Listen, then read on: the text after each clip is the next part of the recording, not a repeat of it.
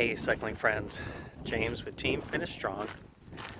I'm down here at the battlefield again, enjoying probably one of the most gorgeous afternoons you'll see in mid-December here in South Carolina.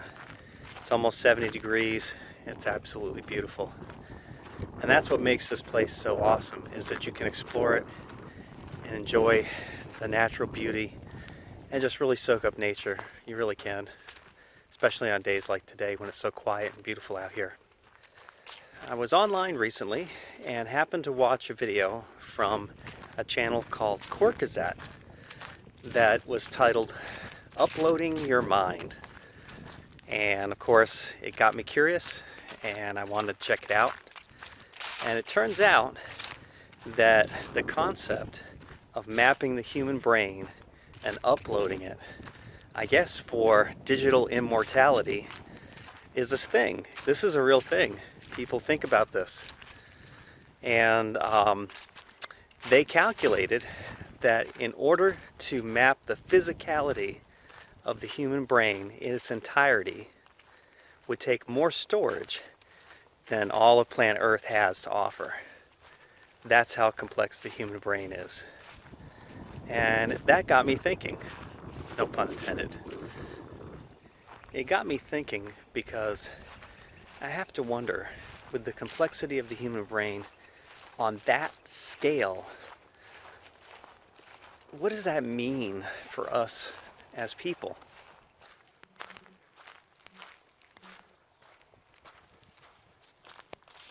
The fact that the human mind has such complexity suggests that there is a designer whose craftsmanship is like no other. So we can say with certainty that the design of the human brain and human beings in general are beyond measure. It's beyond calculation, literally.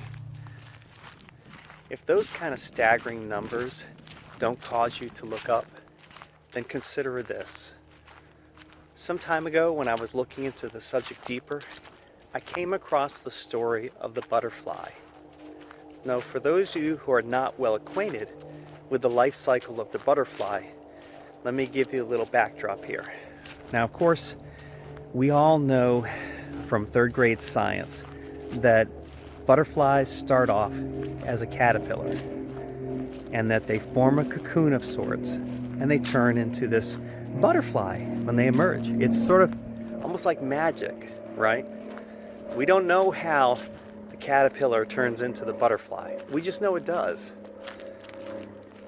And that left us with awe and wonder, as it should. But when you understand the science behind how a caterpillar actually turns into a butterfly, it leaves you speechless. Because a caterpillar, after it's engorged itself to the max with food, it just suddenly stops. It doesn't keep going. And it goes ahead and it cocoons itself. We all know that. But did you know this?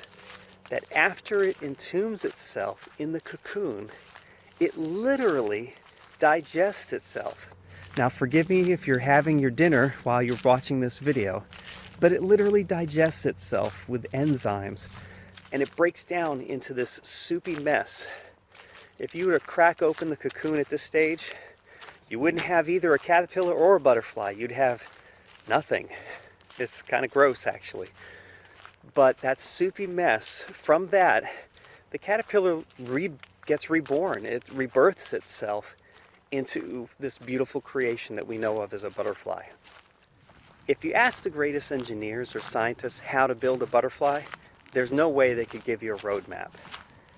And I am certainly in awe of how it actually goes about doing that. You won't find an instruction book out there that tells you how it's done. That kind of knowledge is reserved for God and God alone.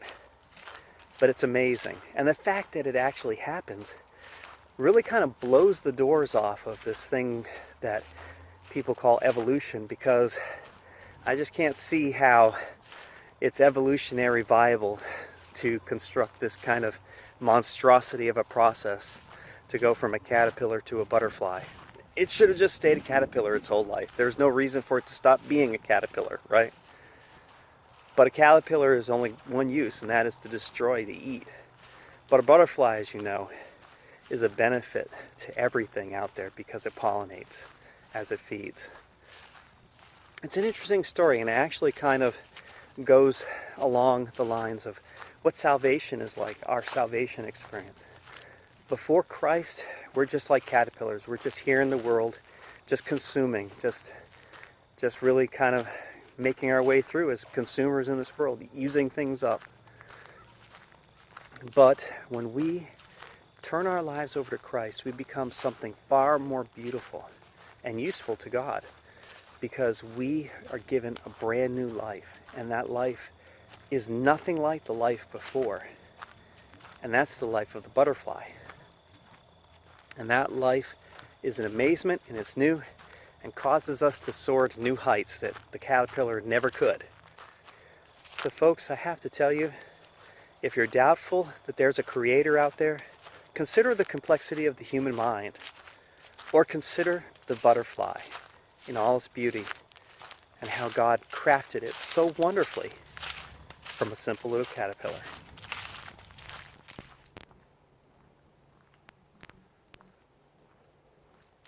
Friends, take care. God bless. Have a wonderful Christmas and finish strong.